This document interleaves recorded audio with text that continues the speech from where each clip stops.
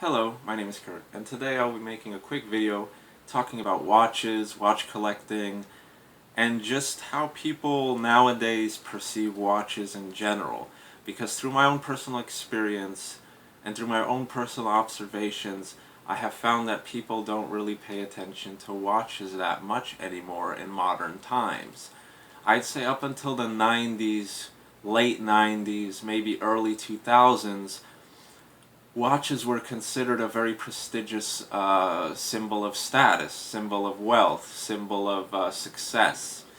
Um, but nowadays, through my own personal experience, I find that 90% of the people I interact with don't really even pay attention to your watch. Which isn't really a big deal because, the whole watch collecting hobby and just wearing watches in general is not to impress people. It's just a hobby. It makes you feel good, and that's all that matters. But I'm saying how things have changed. You know what I'm saying? It's very interesting to see how people's attention shifts.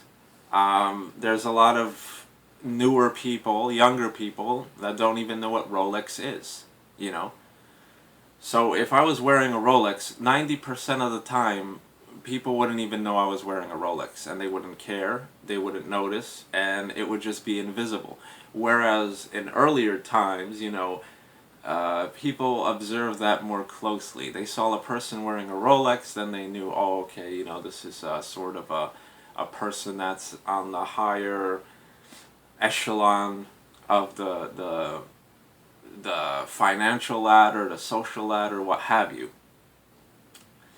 But nowadays, I find that people aren't really too impressed by it. Like I said, I could wear a Rolex, and 90% of the time, nobody would even notice. And even if they would notice, there's situations where they don't even know what Rolex the brand is. It's crazy, but that's the truth because the newer, younger people aren't really necessarily exposed to that sort of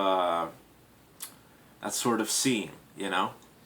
So there's many times where you go to a bar or whatever, and if you're talking to a female or whatever, she'll be more impressed if you're wearing an Apple Watch or something like designer, well known nowadays. Like if you're wearing like a Michael Kors watch or a Vince Camuto watch or um, a Coach watch. I don't know if they make those for men or not. I don't even know if Coach makes watches, but you know what I'm trying to get across here is that they would be more impressed with a name brand sort of popular watch with kind of shitty movement, overpriced watches. A Michael Kors that has a cheap Chinese movement, but people would be more impressed by that because they're like, oh, it's Michael Kors. I'm talking about mainly the attention of females here. Would drift more to the Michael Kors watch. Whereas, like I said, the younger females won't even know. If you have a Rolex, they won't really even know most of the time. And there's no sense of communicating it. It would just give you an upper edge, I'd say. In older times, if you walk into a bar and a woman notices that you have a Rolex on, that automatically kind of makes you more attractive, I want to say. At least to the gold diggers, I want to say. Um, but yeah, it's pretty interesting how the newer generation is sort of um, not necessarily, they're not really exposed to that, you know. And the future of watch collecting and all that stuff, like I said, I feel that watch collecting is never gonna disappear, it's never gonna fade away, it's never gonna die out.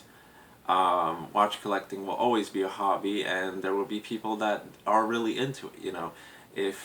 If you're walking down the street and somebody notices that you have a Rolex and they're into watch collectings or they know anything about watches, they'll be automatically sort of impressed and will strike up a conversation with you. That's what it was sort of back in the day. It was sort of a conversation starting piece. If somebody saw a Rolex, they're like, oh, that's a nice watch, whatever. I'm into watches too, I have a Omega, or I have a Oris, or I have, I have a Longines, I have, all these things pop up, or even somebody wearing a Casio, or a Timex, or even a Seiko, back in the day would just be sort of, more inclined to strike up a conversation with you, I want to say, if they were into watches.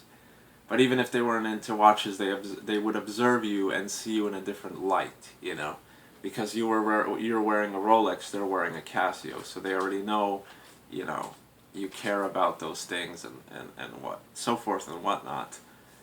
So that's my just little video talking about that and my observations about that, because I remember growing up in the 90s.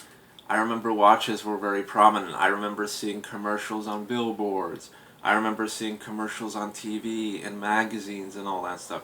Now that stuff's kind of dying out. I see maybe one Rolex billboard like in a main commercial center of the city, whereas before they were everywhere. You had Omega billboards, Rolex billboards, all these luxury brands were usually on billboards. Now you see Michael Kors, Gucci, stuff like that, And it's very interesting to think about it.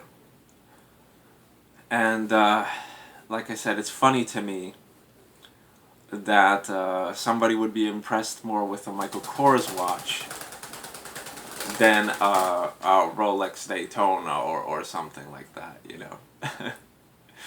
But like I said, that's through my personal experience, and that, I don't really communicate with watch collectors too often, and I don't really communicate with people that care too much about fashion or luxury or anything like that. So maybe that's just my personal experience with it. Maybe if I were to communicate with more, how should I say, upper class people or people that are just into luxurious items, that would probably still be prominent. But nowadays, it's like people are more. I remember being back in high school, everybody was impressed by the G-Shock. If you had a G-Shock, oh my god, you were like luxury elite. Like everybody wore a G-Shock if they could buy it. That was the craze. That was the real big thing back then. It still kind of is. So like I said, it's pretty funny how people are more impressed by something like a G-Shock as opposed to something like, especially the more, how should I say,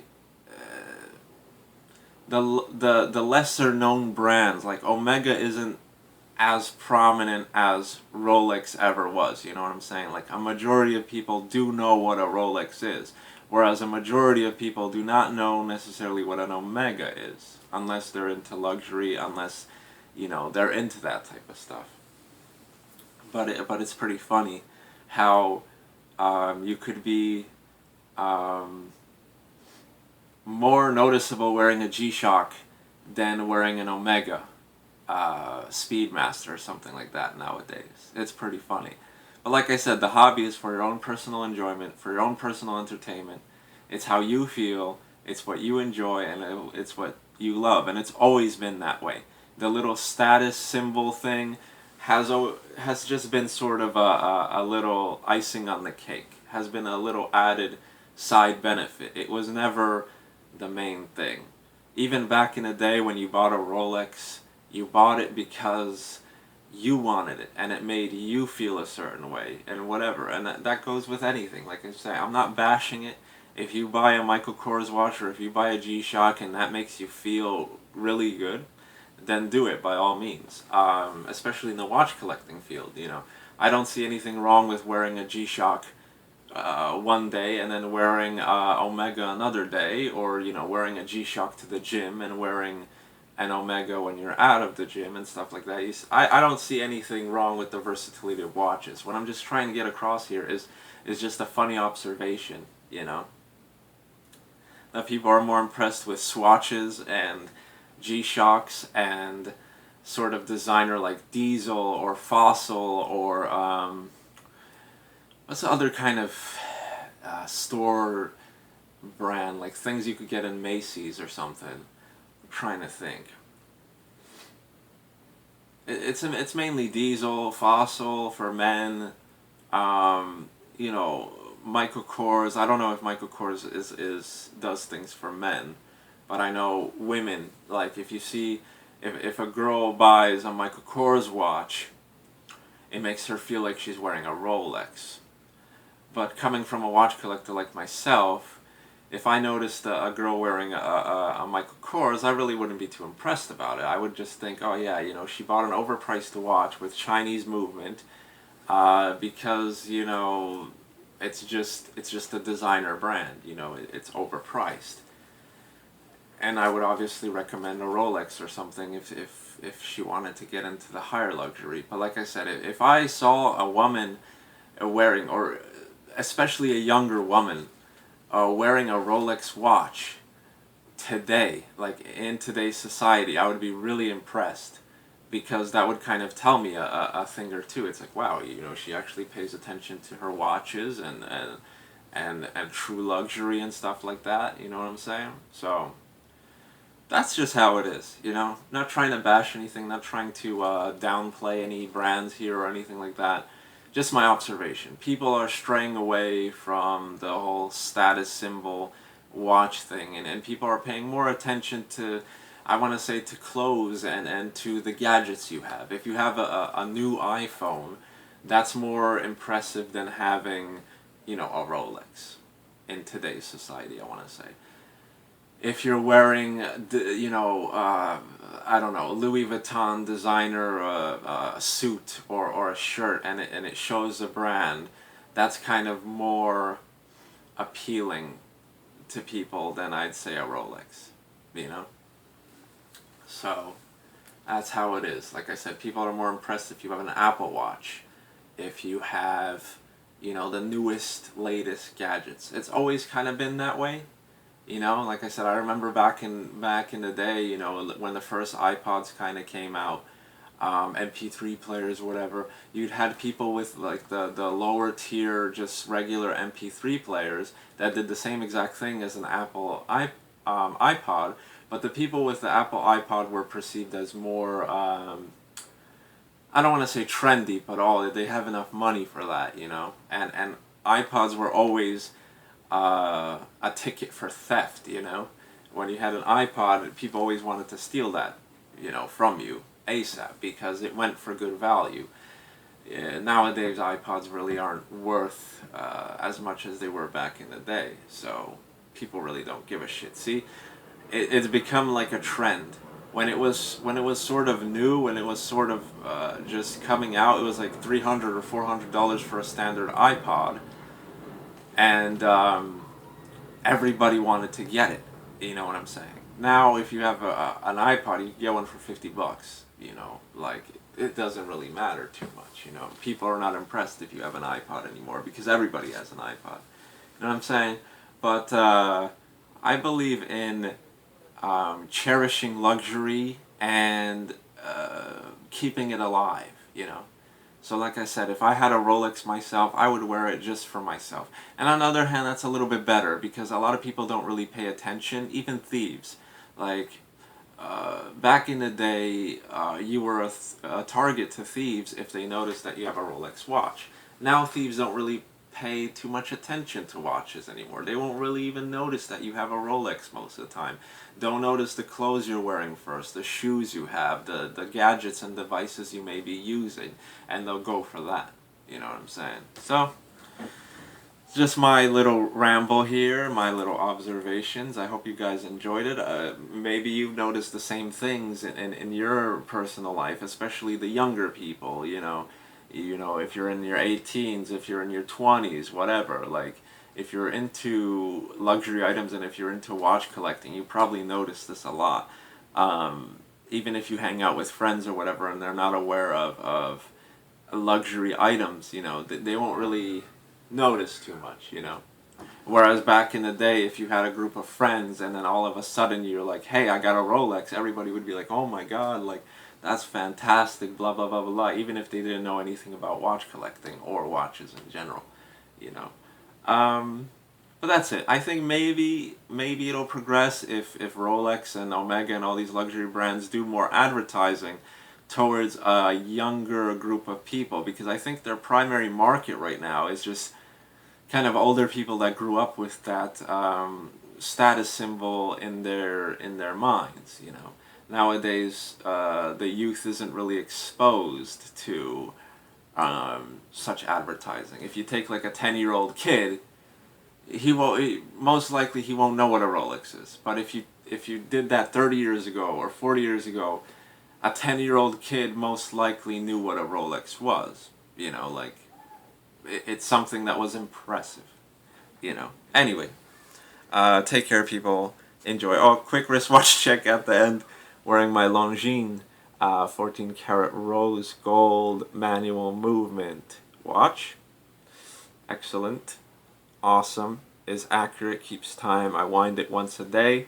Really falling in love with the manual wind watches because there's more interaction on your part. Like, you know, wake up in the morning, gotta wind it up, wind it up, wind it up, and then, you know, you're good to go. Whereas automatic watches, it's like, you know, I wear them all the time. So you just get up out of bed. You don't have to wind anything. They're running all the time. This manual wind watches force you to kind of pay more attention to the timepiece you're wearing and to enjoy it more often. You know, you take it off your wrist, you give it a little wind, and you get to appreciate the little details and the little nuances in it and everything. And I like to take it apart every once in a while and look at the movement and see how the manual movement compares to the automatic movement, how that compares to the quartz movement, and how I honestly feel that mechanical movements are more impressive than quartz. It just gets you more into the hobby. Anyway, I've been rambling too long. Take it easy. Have a nice day.